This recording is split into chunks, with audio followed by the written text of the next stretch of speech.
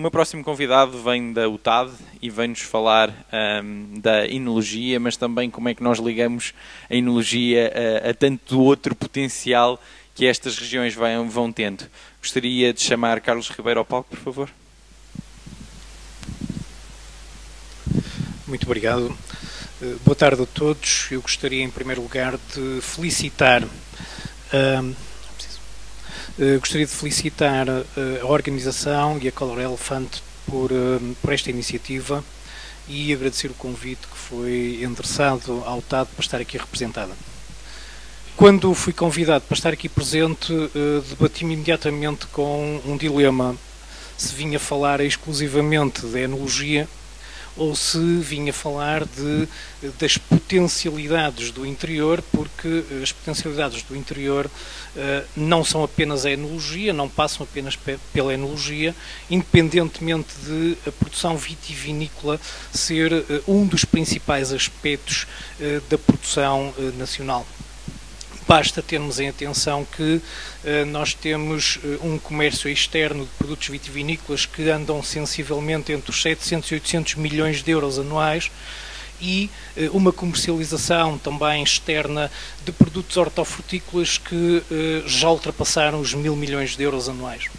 O que significa que há potencial no setor agrícola e agroalimentar para se trabalhar. E, portanto, eu, em vez de trazer aqui uma apresentação formal em PowerPoint, optei por vir conversar convosco, apresentar-vos algumas das minhas ideias, inicialmente começando pelo setor dos vinhos, mas depois olhando para outros setores também importantes ao nível do interior.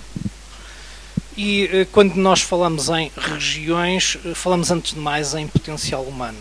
E nas regiões de baixa densidade, falamos de um potencial humano que está claramente envelhecido, mas que tem histórias, tem saber fazer, tem muito de positivo daquilo que foi a base da nossa existência.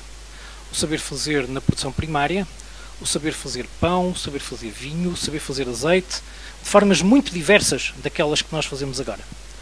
E, portanto, este é um dos primeiros potenciais a aproveitar.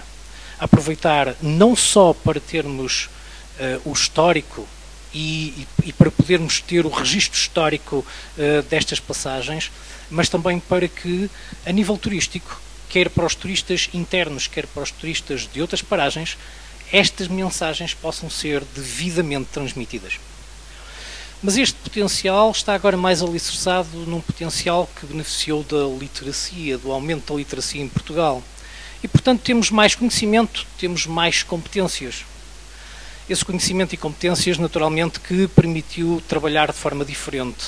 E é por isso que, por exemplo, no setor vitivinícola, muitos engenheiros agrícolas ou agrónomos, mas sobretudo no setor do vinho, muitos enólogos, muitas gerações de enólogos, criadas nomeadamente pela Universidade de Trás-os-Montes e Alto Douro desde 1984, permitiram melhorar de forma sistemática, continuada e até ao momento os vinhos que são produzidos em Portugal. Essa melhoria traduz-se claramente por aquilo que neste momento é fortemente reconhecido, quer internamente, quer sobretudo externamente, da qualidade dos vinhos produzidos.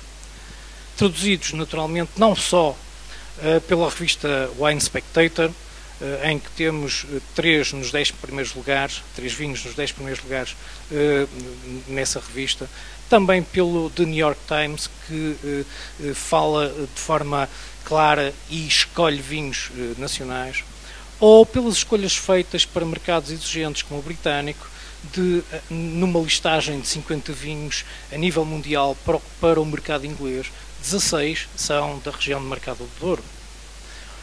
Mas o crescimento da qualidade do produto vitivinícola nem sempre tem o mesmo reflexo em todas as regiões vitivinícolas, nem sempre tem o mesmo reflexo em todas as empresas, nem sempre tem o mesmo reflexo nos produtores. Isto porque nós, em Portugal, ficamos sempre muito ligados ao autoabastecimento, ao autoconsumo. Ainda não temos bem presente que o nosso mercado hoje não são 10 milhões de habitantes. Também não são os habitantes exclusivamente da União Europeia, nós estamos no mercado global.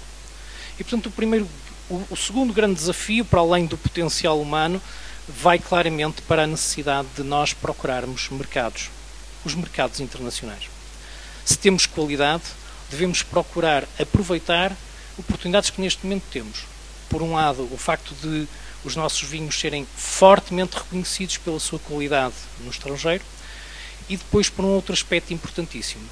Países com fraca tradição de consumo de vinhos passaram a ter um aumento muito significativo no seu consumo. Estou a lembrar-me, por exemplo, da Suécia, estou a lembrar-me do Canadá, mas estou a lembrar-me também de países emergentes, como a China ou Angola, ou a Rússia, independentemente de eventuais problemas agora com a quebra da cotação do petróleo relativamente a Angola e, naturalmente, relativamente a um embargo existente pela Rússia, mas, de qualquer modo, temos muitos mercados que podem efetivamente servir de porta de entrada e de escoamento para aquilo que fazemos de melhor no nosso país. Mas, obviamente que não estou a olhar para os vinhos exclusivamente no plano internacional. No plano interno, temos também que ter mais cuidado com a forma como nós apresentamos os vinhos e, sobretudo, como os disponibilizamos. A informação que o vinho transmite ao consumidor é exígua e, particularmente, ao nível da restauração, é necessário melhorar aquilo que é a nossa prática em termos de cartas de vinhos que apresentamos. A informação que essa carta apresenta, a própria conservação do vinho e o tempo durante o qual o mantemos em função das características do vinho, a adequabilidade do vinho à gastronomia e também ao gosto do consumidor têm que ser melhor trabalhados, não só por quem produz o vinho, mas por quem o utiliza, por quem o manuseia e por quem o faz chegar ao consumidor final. Naturalmente que isto exige que também do ponto de vista do turismo, do ponto de vista das autarquias, do ponto de vista da restauração local e regional, haja esta preocupação de dar uma boa imagem e de poder transmitir a quem cá vem, seja a Macedo de Cavaleiros, seja a qualquer ponto do interior do país, que se apresenta aquilo que de melhor há na região e aquilo que de melhor se produz localmente ou regionalmente. E eu diria preferencialmente regionalmente. Porque não estamos isolados. As autarquias não podem viver, como até há uns tempos atrás, viradas para elas próprias apenas a tentar defender aquilo que era da própria localidade. É preciso irmos um pouco mais longe. Naturalmente que esta ligação ao território leva também a que nós passemos para lá do vinho. Seja vinho do Porto, sejam outros vinhos licorosos, ou seja uma imensidão de vinhos tranquilos que nós produzimos atualmente de excelente qualidade. E reparem que aquilo que aparece na Wine Spectator não é exclusiva de 2014, 2015. Já há vários anos que temos sempre a presença de vinhos portugueses nessas mesmas listas. Só não tinham aparecido era tão no top. Mas era importante que nós, associando a questão do vinho e da qualidade do vinho à gastronomia, que nos lembrássemos que temos um conjunto muito significativo de outros produtos com denominação de origem e com indicação geográfica que devemos valorizar. Infelizmente, a generalidade dos DOP e IGP que são produzidos para além do vinho têm consumo quase exclusivamente local ou regional, eventualmente nacional. Muito poucos estão ou têm alguma presença fora de Portugal. Muito poucos têm comercialização na União Europeia, muito poucos têm comercialização fora da União Europeia. Precisamos, portanto, de valorizar esse mesmo produto, porque, como sabem, os DOPs e IGPs que estão para além do vinho são produtos de qualidade reconhecidos em qualquer mercado europeu ou da União Europeia. E, portanto, nós temos que associar aqui também, quer à economia local e regional, estes produtos que vão desde maçãs, a cerejas, a castanhas, a carne de bovino, a carne de caprino, a carne de ovino, a queijos, aos enchidos E, portanto, há que começar aqui a ter algumas sinergias no sentido de tirar maior partido daquilo que é um conjunto de produtos que já têm por si só um selo de garantia de qualidade. Mas podemos ir mais além em termos de potencialidades e desafios. Todos nós sabemos que no interior, também em algumas zonas litorais, mas sobretudo no interior e aqui bem próximo, há zonas com potencial de produção de frutos frescos, por exemplo, de maçã. Sabemos que temos zonas com perdas de maçã da ordem dos 20% a 30% em frutos de refúgio, não propriamente aqueles que se perdem por atividade microbiológica durante a conservação, mas aqueles que apresentam logo à partida dimensões muito pequenas ou não conformidades em termos de formato, em termos daquilo que é possível comercializar. Nós temos aqui uma oportunidade para intervir a dois níveis. Esses frutos podem ser utilizados como minimamente processados ou de quarta gama, aqueles frutos já cortados, embalados e que não dão trabalho a ninguém para consumir, e sobretudo para os mais novos que não gostam de pegar na faca e no garfo, que têm alguma dificuldade em comer fruta fresca. É uma forma de o fazer. Ou em alternativa à desidratação, fazer o equivalente a batatas fritas, mas com pedacinhos de maçã. E por que não, e atendendo a que neste momento temos o poder central a descentralizar ou a querer descentralizar a gestão escolar, por que não passar a ter nos bares das escolas e nas máquinas que estão nas escolas, em vez de snacks e batatas fritas, ter pacotinhos com frutos desidratados, sem incorporação adicional de açúcar. Isto é válido quer para as escolas, quer para a comercialização nas grandes superfícies. Já sabem que há pelo menos 2 empresas nacionais a colocar produtos desses no mercado, produtos desidratados. Mas uma vez que falei em maçã, posso também falar de uma outra potencialidade do interior, que é o aproveitamento ao nível das pomoides, maçãs e peras, de um conjunto muito diversificado de variedades regionais, de variedades que estão votadas ao esquecimento e ao abandono, e que podem, algumas delas, e é bom que fique bem claro, não é para as explorar todas, é para pegarem algumas delas, que têm um enorme potencial, e que terão também um enorme potencial para fazer face aos desafios climatéricos que, pelos vistos, virão daqui a 50, 60 anos. Portanto, não será propriamente para a minha geração, mas que, de qualquer modo, podem ter vantagens competitivas, ou porque têm aromas específicos, ou porque têm a atividade antioxidante mais elevada. Temos um potencial no interior, e particularmente aqui no norte, associado à cereja. Toda a gente sabe que nós temos capacidade de produzir cereja precoce e cereja mais tardia.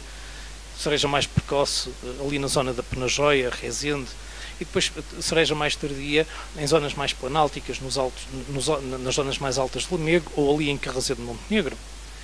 Ora, estas cerejas tardias têm uma vantagem, é que podem facilmente explorar um mercado, que é o mercado da saudade dos nossos imigrantes, porque nós temos possibilidade de conservar a cereja em condições de comercialização até ao final de agosto e início de setembro, ainda que colhidas em fim de junho e início de julho.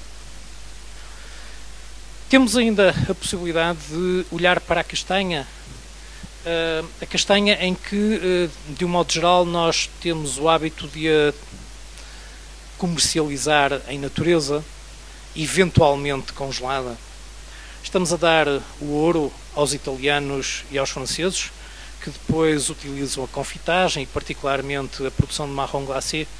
Por que não aproveitar as variedades monospérmicas, as variedades que têm apenas uma semente lá dentro, para produzirmos nós aqui e ficarmos nós com mais-valia. Podemos olhar para outros produtos mais de produção silvestre, se quiserem, produtos que aparecem quase que espontaneamente na natureza. Estou a lembrar-me, por exemplo, do medronho. Não propriamente para fazer as utilizações típicas do distrito de Faro, que é a produção de aguardente e de licores, mas poderia estar a pensar, por exemplo, na extração de substâncias fitoquímicas que pudessem funcionar como nutracêuticos ou eventualmente como substâncias antioxidantes que pudessem ser utilizadas quer para a indústria farmacêutica, quer eventualmente outras substâncias que possam ter interesse ao nível da cosmética.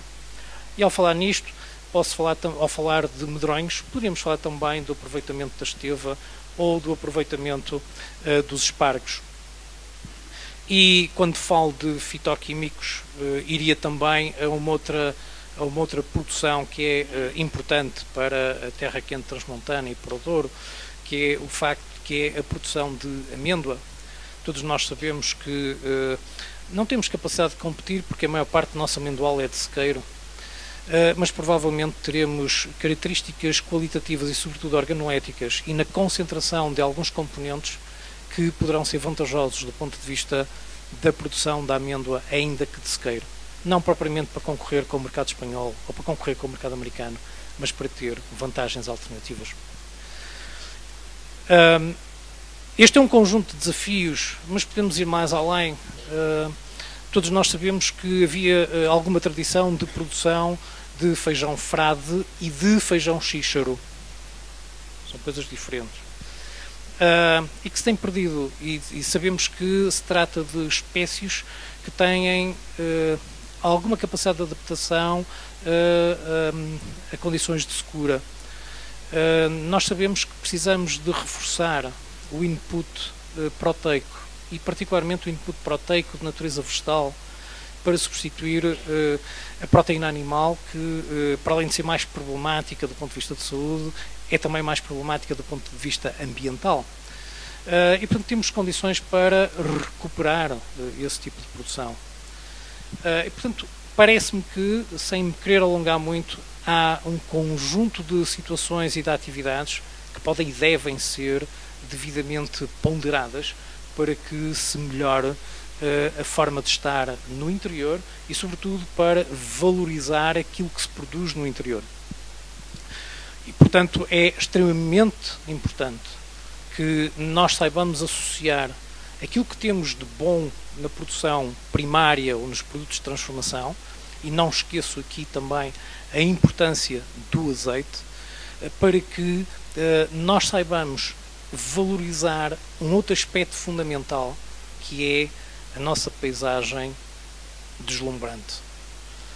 Seja a paisagem das arribas do Douro Internacional, seja a paisagem inerente à região do Douro Património da Humanidade, seja a zona do Planalto Mirandês, sejam outras deslumbrantes paisagens, têm que ser aproveitadas, mas valorizando também o que se produz local e regionalmente. E naturalmente que há muitos outros produtos de origem local que devem ser devidamente ponderados nestes circuitos e nesta valorização. Estou a falar, por exemplo, dos solares, estou a falar de outros produtos doces que são feitos à base de amêndoa, à base da castanha e que naturalmente devem ser ponderados em termos de valorização no futuro. Para além disto, é importante que, a nível regional, haja também a consciencialização de que, individualmente, é muito difícil trabalhar. E se regionalmente tirarmos partido de diferentes valências que temos, uns com produção de azeite, outros com produção de vinho, outros com produção de cereja, outros com produção de maçã, outros com produção de castanha, temos aqui um ciclo que nos permite, ao longo do ano, ter, numa zona de proximidade, uma valorização local dos produtos e também, em conjunto, arranjar formas de concentrar a oferta para melhor comercializar. Concentrar a oferta para fazer face à comercialização que eventualmente queiram fazer para grandes superfícies ou para os grandes grupos de distribuição. E também a concentração que podem fazer para a colocação nos mercados externos. Aproveitem os certames internacionais para divulgar os produtos. Aproveitem as oportunidades que estão disponíveis, quer através do ICEP, quer através da Portugal Fresh, quer através da Portugal Foods, para entrarem nos caminhos da internacionalização. Pensem em preservar o que é nosso no território, mas pensem também em valorizar esse mesmo produto. E podemos valorizá-lo lá fora, independentemente de colocarmos sempre questões de escala e, portanto, termos poucas produções. não vamos ganhar a nossa batalha em Portugal pela quantidade. Vamos ganhá-la pela enorme diversidade e vamos ganhá-la naturalmente pela qualidade dos nossos produtos. É natural que alguns se interroguem, mas como é que nós valorizamos isso? E aliás, há uns meses atrás, o Presidente da Portugal Fresh questionava isto mesmo, que era, nós dizemos que os produtos hortofrutícolas portugueses são melhores do que os outros, mas é necessário estudá-los para provar isso mesmo. Mas todos nós temos a noção que os nossos frutos, do modo geral, apresentam melhor cor. Os nossos frutos, do modo geral, apresentam melhor sabor e melhor aroma do que a generalidade dos frutos importados. O que significa que temos que valorizar isso mesmo, mas temos que dar a informação ao consumidor, temos que dar a informação aos mercados. E poderá não ser necessariamente para mercados de muitos milhões de habitantes. E todos nós temos um exemplo simples da Pera Rocha do Oeste, que ganhou a batalha do mercado inglês e, portanto, nós também temos produtos com qualidade, alguns deles de melhor qualidade ainda, e que podemos naturalmente aproveitar para melhor valorizar e, nomeadamente, para colocar no mercado externo. Acho que há razão para ter esperança, há razão para confiar, porque temos muitos produtos e com qualidade para, juntamente com as pessoas boas que existem no interior e também com algum aproveitamento de potencialidades turísticas, fazermos mais e melhor. E, sobretudo, para quem está na produção, não se esqueçam de uma coisa: produzem para valorizar aquilo que fazem. E produzir para valorizar o que fazem, muitas das vezes não significa deixar no nosso país e aos nossos concidadãos o melhor. Significa colocar nos melhores mercados aquilo que fazemos. E não se esqueçam que nós vamos ter que sofrer na pele o facto de sermos um país relativamente pobre, com baixo poder de compra. Mas se tivermos a oportunidade de colocar os nossos produtos, aquilo que melhor fazemos, noutros mercados, não devemos olhar para trás sem desperdiçar a sua utilização no mercado interno e, particularmente, naquilo que são potencialidades de aproveitamento local e regional. Muito obrigado. Muito obrigado. Pedia-lhe que se sentasse aqui só para podermos falar um bocadinho, também porque tenho aqui algumas questões que foram colocadas por quem nos segue no streaming. Tem aí do seu lado um microfone. Exatamente. E eu ia começar pela primeira pergunta, que é se calhar a mais óbvia e ao mesmo tempo a mais difícil, que é o que é que produtores regionais, e nós neste processo do Interior 2.0 temos falado com muitos, também para tentar perceber de que forma é que podemos melhor trazer as questões deles para estes palcos, de que forma é que esses produtores podem melhor valorizar o que têm? Isto é, falávamos aqui de termos bons produtos, de termos qualidade, mas como é que nós tornamos esta qualidade em potencial económico, em exportação, mesmo que seja exportação cá dentro, não é? O ir para fora cá dentro, quase. A nível de muito pequenas produções, temos que ter a noção de que ou temos um mercado de proximidade para colocar esse produto, ou então temos que fazer aquilo que é difícil muitas das vezes no nosso país e sempre foi difícil. Um associativismo visto como vantagens acrescidas para quem se associa. Isto é, se eu produzo 20 kg de couves, o meu vizinho produz 30, um outro produz 50. A melhor maneira que eu tenho de poder valorizar o meu produto é concentrar esta oferta e, portanto, tentar comercializar em conjunto. Como é que eu consigo alguma mais-valia relativamente a isto? Se efetivamente eu tenho alguns indicadores de que o meu produto tem características distintivas, nada melhor do que procurar fazer uma análise comparativa com produtos existentes no mercado.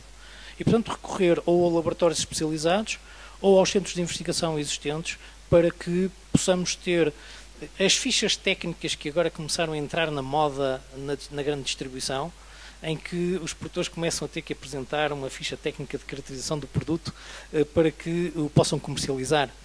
Mas reparem que até nisso, se nós tivermos alguma concentração da oferta, nós conseguimos ter o conjunto da produção de 10 produtores, o que significa que estamos a distribuir por 10 aquilo que multiplicamos por 10 se cada um fizer individualmente.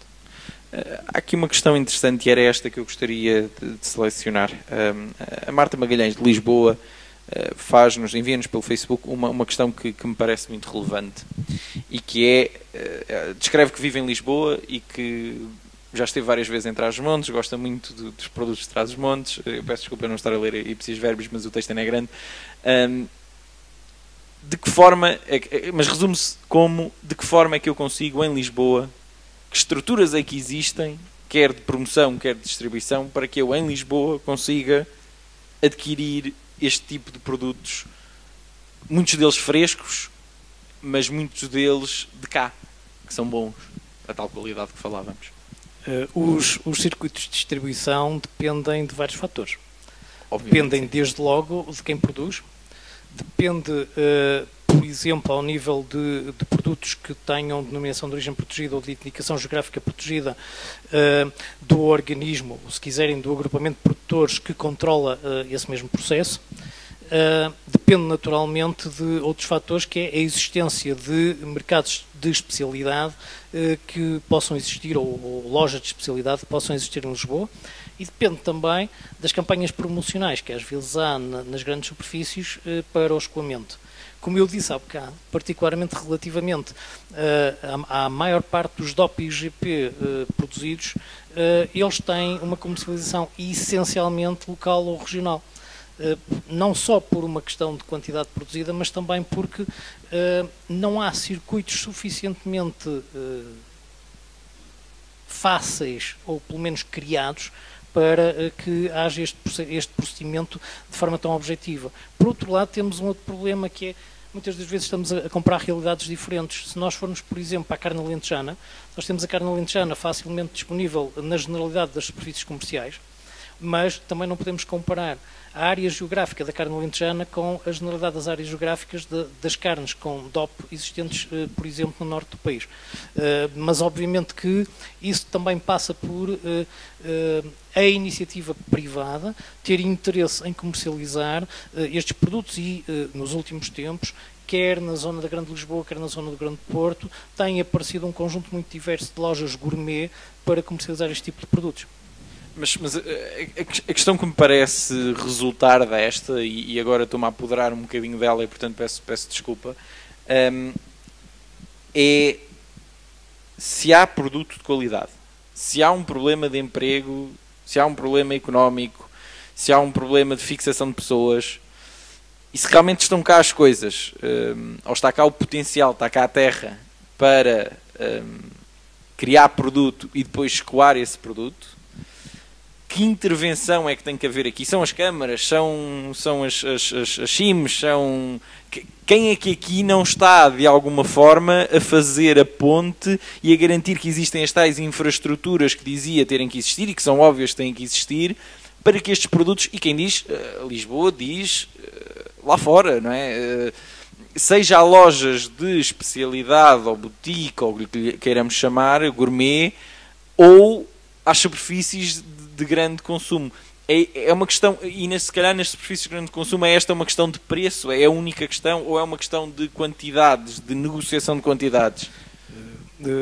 Há efetivamente uma questão de escala que não é satisfeita pela maior parte dos produtores e das organizações de produtores.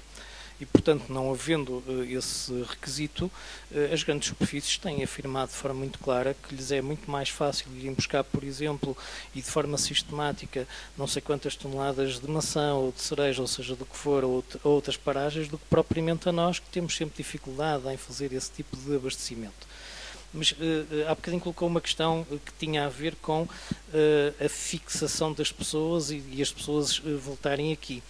É preciso notar que o êxodo rural em Portugal foi muito elevado desde os anos 60, continuou com o 25 de Abril e neste momento é evidente que as oportunidades de emprego estão centralizadas num eixo litoral que vai basicamente de Braga a Setúbal. E naturalmente que ter os produtos facilmente disponíveis aqui ou ali é também uma questão de poder de compra. Não foi impunemente que eu, na minha intervenção, disse que provavelmente estamos a produzir não para o consumidor português, ou daqui a algum tempo corremos o risco de não produzir uma parte significativa dos produtos para o consumidor português, porque efetivamente o poder de compra é relativamente baixo. Tivemos também um aumento muito significativo do desemprego nos últimos 3 anos. Mas, obviamente, que há a possibilidade de, ao nível global da produção, ter cestos, ter cestas, ter algum conjunto de disponibilidade de produtos que possa estar muito mais próximo de outros consumidores do que aquilo que temos agora. Podemos, inclusivamente, fazer um melhor aproveitamento de produções locais ou regionais, com DOP ou sem DOP, e que podem ser colocadas noutras paragens, desde que efetivamente se procurem esses mercados, desde que as pessoas se convençam que podemos ir além daquilo que estamos a fazer. E desde que haja produção para satisfazer as necessidades desses mercados. E não é? Que haja ir lá com a amostra provavelmente não vai funcionar muito bem. E a questão era, e gostava de lhe pedir que fosse incisivo nesta, na sua opinião, quem são os agentes que deveriam estar a promover esta concertação para uma maior produção e depois a criar as estruturas para escoar essa produção e não o estão a fazer? Porque isso certamente, para alguém como eu, que tem uma visão marcada da iniciativa privada, direi que sim senhor, ela tem que nascer da iniciativa privada em primeiro lugar. Mas numa região como esta, onde a importância disso acontecer está tão firmemente ligada a outros fatores de desenvolvimento sociais e económicos, não deverão os agentes locais também estar a espicaçar essa produção? Quem não consegue comercializar são os produtores. E, portanto, a primeira grande questão está ao nível dos produtores. Os produtores provavelmente precisam de uma alavancagem e, naturalmente, que o poder autárquico pode aqui desempenhar um papel importante, como já desempenhou noutros sítios. Por exemplo, em Penafiel, a Câmara dinamizou a valorização dos produtos locais. Eu não defendo que seja Câmara a Câmara a fazer isto. Eu defendo que seja ou a nível das CIM, ou eventualmente a nível de um conjunto de câmaras que tenham maior proximidade e maior interesse em termos de algumas produções, que possam fazer aqui uma alavancagem relativamente aos produtores. Não para substituir o papel dos produtores, mas, por exemplo, para permitirem que os produtores se associem e arranjem sinergias no sentido de concentrar a oferta. Entendido. Muito obrigado pelo seu contributo. Voltaremos a falar durante o debate.